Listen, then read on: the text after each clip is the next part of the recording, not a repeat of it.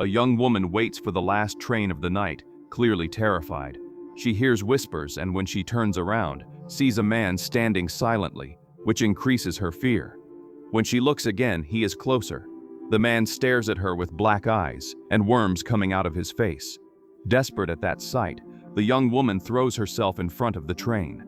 After that, we meet the psychiatric nurse, Karen, who is examining Mr. Simonetti. The man refuses to take his medication and says he is seeing demons everywhere. He is terrified, and Karen tries to calm him down, stating that she will need to administer a sedative. Simonetti begins to swallow the rosary, and Karen runs to call another nurse. The elderly man manages to swallow it and says that the Virgin Mary told him it would protect him. The two do not pay much attention and hold him down to apply the sedative. Karen leaves the room and meets a coworker who comments that the night is chaotic. He states that he has never seen so many admissions and shows concern about the number of patients. The colleague then interrupts her to say that one of Karen's patients committed suicide at the train station. Karen responds that she had told the doctor that the patient was not well and was still delusional. The colleague says she knew, but given the high demand for patients, it was necessary to release her, since she did not seem to pose a risk. Karen begins to blame herself, but her friend consoles her, saying it was not her fault. Then she says goodbye and goes to her office to think about it. In her office, she finds the note that the patient had left, informing that soon they will reveal themselves. Karen analyzes the drawings made by Vivian, and upon observing them more closely, notices demonic figures that were not there before, which leaves her intrigued. The janitor suddenly enters the room and startles her, but soon apologizes before leaving. Karen then goes home and waits for the train at the same subway station where the patient had taken her own life. While waiting, she notices a young man reading a book and exchanges a few glances with him. Embarrassed, she picks up a pamphlet to disguise herself and does not notice a man approaching. He asks for a cigarette, but Karen replies that she does not smoke and tries to ignore him. Still, the man insists and begins to bother her, causing her to move away. The young man decides to intervene, acts as if he knows her, and Karen goes along with the act. The two begin to stare at the man until the harasser gives up and leaves. Karen thanks him and stays nearby while the young man starts a conversation. She interrupts him, apologizes for not wanting to talk, and explains that she had a difficult night. The young man says he understands and, before she walks away, asks her to stay nearby in case the harasser returns. She agrees and moves a little away, but notices that the man is still there. Karen ignores him and keeps her gaze fixed ahead until, for a brief moment, she sees her patient being rescued and asking for help, which leaves her deeply shaken. The young man approaches and asks if she is all right, and Karen says yes. She thanks him and he introduces himself as Mike, saying it was a pleasure to meet her. Soon, the two notice the train approaching. Karen boards the carriage and the trip begins, but the train experiences a malfunction and stops abruptly. The sound system announces what happened, but Karen can barely understand due to the transmission noise. She stands up to check the situation and approaches the window. When she looks outside, she is startled when a malicious entity appears before her, making her step back in panic. Silence dominates the carriage until Mike enters, breaking the quiet and startling both of them. Mike apologizes for scaring her and comments that he heard her screams and wanted to know if she was all right. She says she understands, and the two sit down to calm themselves. They talk and even laugh about the situation, but Karen hears a noise. She asks if Mike also heard it. He says no and asks what it was. Karen replies that it sounded like the man from before, and soon new screams echo, making both of them hear. They approach the window to check, but are interrupted by an elderly woman who enters the carriage. The woman says she was alone and afraid, so she decided to join them. While they talk, a new announcement says that the tracks will be cleared in exactly 3 minutes. The elderly woman becomes excited by the news and comments that she was scared because she had been hearing a man's voice outside the train. Karen asks if it was not the railway worker, but she says no and states that there was also a girl. At that moment, the lights turn on, and the two move closer to the windows again. The elderly woman takes a pager out of her bag, and upon checking it, becomes happy. Then she pulls out a kind of dagger shaped like a crucifix and uses it to stab Mike. He screams in pain, but manages to prevent further blows and pushes her away. Karen tries to calm her, saying she does not want to hurt anyone, and the woman begins to cry. When she stands up, she apologizes for what she did, but says she acts for her children. She approaches again, saying she heard all the signs and that the time of reckoning has arrived. The two are cornered when other fanatics appear in the carriage, and frightened, the pair run to another compartment. In another carriage, a passenger listens to music distractedly and does not notice the same strange man approaching. He asks if she wants to have fun, but is quickly rejected. He says that was the wrong answer, moves away for a moment and pulls the emergency brake. Then he returns with a crucifix-shaped dagger and begins to threaten her. The train driver asks for calm, informing that someone pulled the brake, but it is already being resolved. An employee goes to check and finds some passengers offering help, but he asks them to remain in their seats. After he leaves, we discover that they are also accomplices of the previous elderly woman. The employee reaches the button room, but the fanatic hides the dagger in time. He forces the passenger to say that it was she who pressed the button, claiming it was a joke. Irritated, the employee reprimands her, stating that it is a crime and must not happen again. Seeing her crying, he decides to let it go, but warns that he does not want any more trouble. He leaves, and the man resumes threatening her. A couple decides to venture onto the tracks and gets off the train, playing and hitting the side. In the cabin, the train driver informs that the train will function again in 3 minutes. The light returns in the train, where 3 men are talking, and their pagers begin to beep. 2 become happy, while 1 becomes extremely nervous and asks for calm, but the others ignore him and say that the time has come. In another carriage, the 3 also receive the signal and go to attack the train driver. The passenger who was being harassed takes advantage of the man checking his pager, sprays his eyes and runs away. Outside, the young woman receives the signal, but decides to save her boyfriend, and the 2 run quickly. Meanwhile, the cult members massacre almost all the passengers. The survivors who were outside run away. Upon finding the track technicians, they ask them to call the police and continue fleeing. The men, realizing the danger, also run and warn others to follow up the stairs. After climbing some stairs, they manage to hide in a room and lock the door in time. Neil asks one of the technicians to call the police, but the phone has no signal. The young woman Sarah checks her cell phone, but there is also no connection. The fanatic elderly woman from before demands that they open the door, saying that only then will they enter the kingdom of God. John says they will not leave, and that they manage to call the police, which makes the woman step away and calms everyone. Meanwhile, Karen, who is with them, asks the technician for a first aid kit for Mike, who is seriously injured. The man quickly goes to get it. One of the men asks what is happening, and Neil explains that they are members of the Voice of Eternal Hope. They receive messages on their pagers and start killing everyone. The technician cannot use the walkie-talkie, and Neil asks the man to turn on the television. He does so, but there is no signal on any channel. They also try the radio and realize that the cult members have taken over all transmissions. Neil comments that they must be everywhere now, leaving everyone shaken. A few hours later, Neil says he needs to leave to meet his family. The technician agrees to open the door, but John objects and asks if he is crazy. Neil says the fanatics have already left, but John believes they are just silent, waiting. Neil says he is not asking anyone to follow him and tries to leave again, but John stops him, almost starting a fight, until Karen intervenes. She asks the technician if the people he tried to contact also have the keys, and he confirms. Karen concludes that they are probably dead and that the cult kept the keys, which would allow them to open the door and attack them.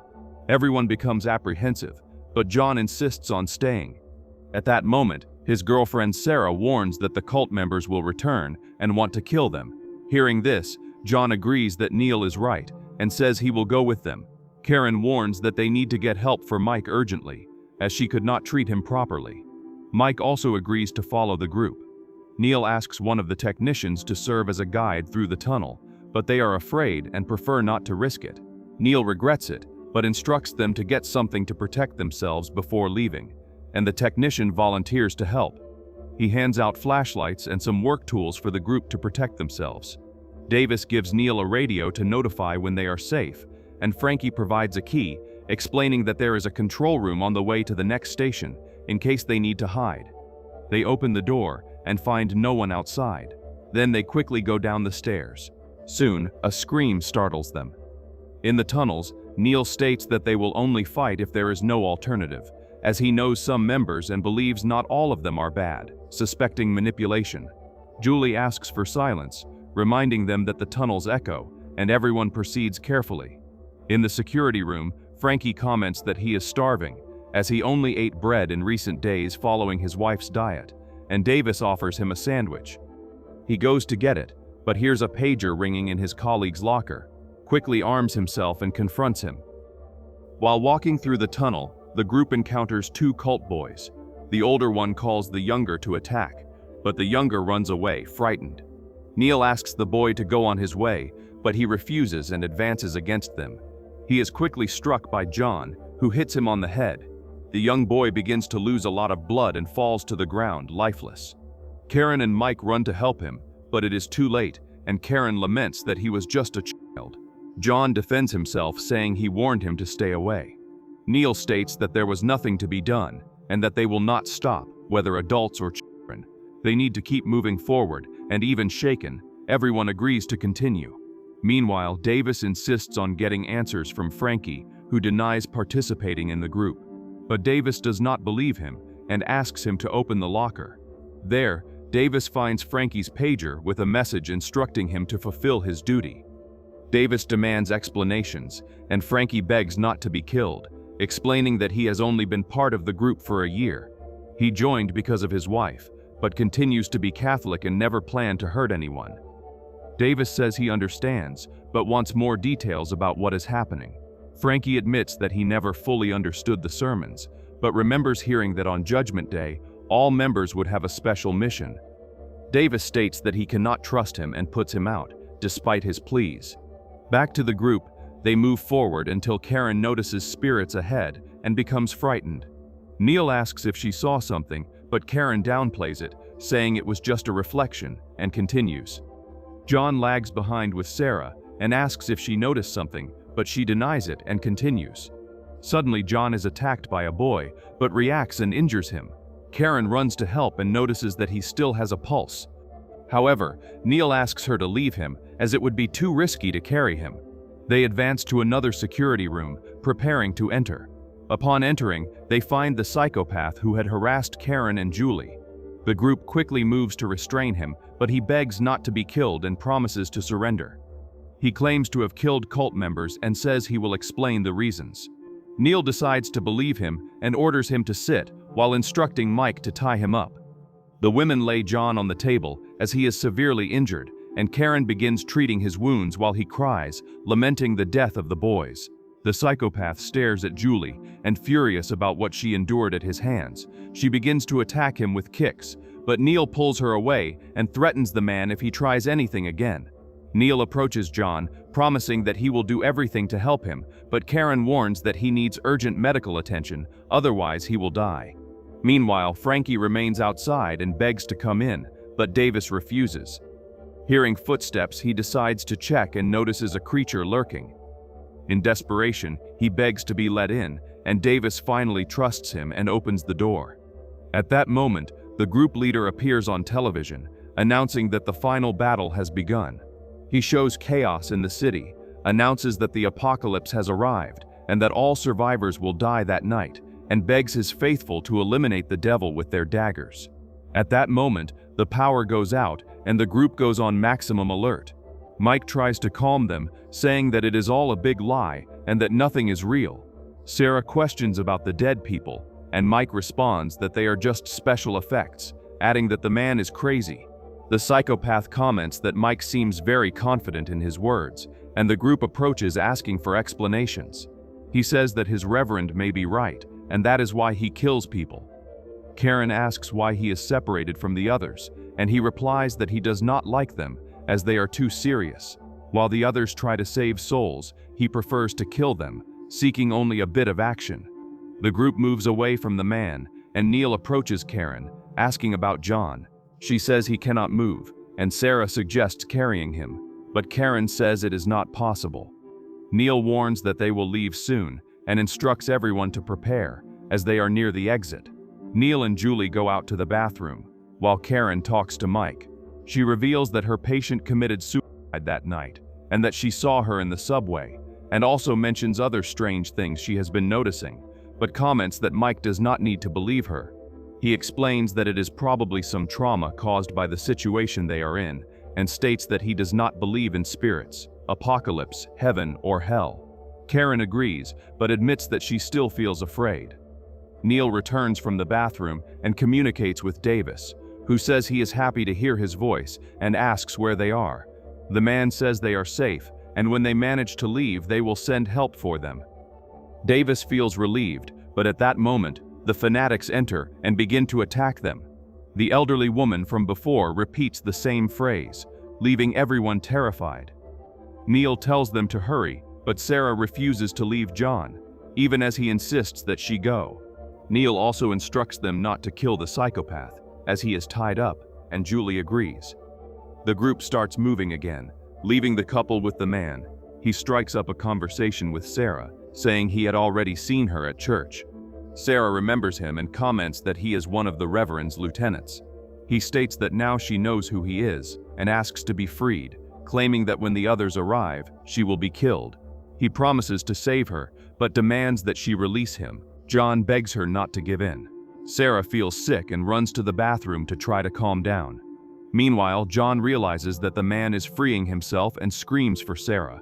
Upon returning, she sees a demon in John's form and becomes terrified. She goes back to the room and begins to free the man despite John's pleas. Once freed, the man grabs John and demands that Sarah use her dagger to kill him. She hesitates, and the psychopath holds her hand, forcing her to attack. Meanwhile, the group hears Sarah's screams, but Neil says it is already too late and they move on. The man tries to defame Sarah, but the group arrives in time and stops him. He accuses Sarah of having lost her innocence with John. She denies it, but they do not believe her and kill her mercilessly.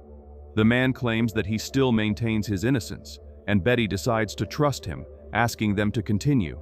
In the tunnels, the group hears the music of the fanatics, and soon encounters 3 of them. Neil orders them to move away, but they advance and begin combat. They quickly eliminate 2, but Mike is thrown to the ground and stabbed in the leg. Karen runs to help him and manages to kill the other fanatic. They quickly offer help to Mike, and Karen provides first aid, but he is seriously injured. Julie insists that they need to seek help, but Karen refuses to leave him. Julie tells Neil that she will stay with them and asks him to go find his family. He agrees, promising to send help as soon as possible, and moves on. The 2 manage to lift Mike and begin walking, but soon hear more fanatics approaching. In desperation, they fall to the ground and have no strength to carry Mike again. He says there is no salvation for him and asks them to leave while they can still survive. Before leaving her, Mike kisses her and asks Karen to make a lot of noise when turning the corner. She obeys, drawing the attention of the fanatics, while Mike pretends to be dead. The psychopath sees Karen running and tells his colleagues to check another location, while he goes after her. Julie is also chased, and Neil manages to reach the exit, but finds no one and continues running. Upon reaching the door, he sees the chaos outside and more fanatics appear. Without hope, Neil falls to his knees, being surprised and finished by Betty. Julie re-enters the train and is surrounded by the fanatics. When she is about to be killed, their pagers begin to beep and the attack stops immediately. They gather in a corner and all the cult members take their own lives. Meanwhile, the psychopath continues chasing Karen, who remains hidden. He also receives the call, but decides to ignore it, feeling excluded from God's signals. He begins to question whether he is not good enough and makes a cut near his kidneys. Before dying, he tries to take Karen with him, approaching her. Mike survives and approaches to help her. Betty arrives at the tunnel and warns that they need to take their medication, as everyone else already has. But the man, determined not to die yet, kills Betty and turns his attention to Karen. He threatens to kill her if she does not come out of hiding, and Karen does. Using her nursing knowledge, she tries to convince him that he is under stress and that they can resolve the situation. He pretends to believe her, but suddenly grabs her and says it is too late, then throws her to the ground and makes a cut on her shoulder. Then he bangs her head several times against the floor and finally tries to kiss her. Karen bites his lips hard, tearing them off, and uses his own dagger to finish him. Upon realizing that Betty is alive, the woman begs to be killed as the demons are approaching. With no alternatives, she takes her own pill and asks God for forgiveness. Meanwhile, Mike finds the boy from before, who blames him for being alone, and prepares to attack him, but steps back upon seeing something behind Mike and runs away. Mike remains, with a look of panic. Karen tries to crawl out of the tunnel, but sees a demon lurking, who begins calling her. Soon, several other demons appear and approach to attack her, while she screams in panic. Terrified, she closes her eyes to calm herself, and when she opens them, realizes that she is completely alone in the world.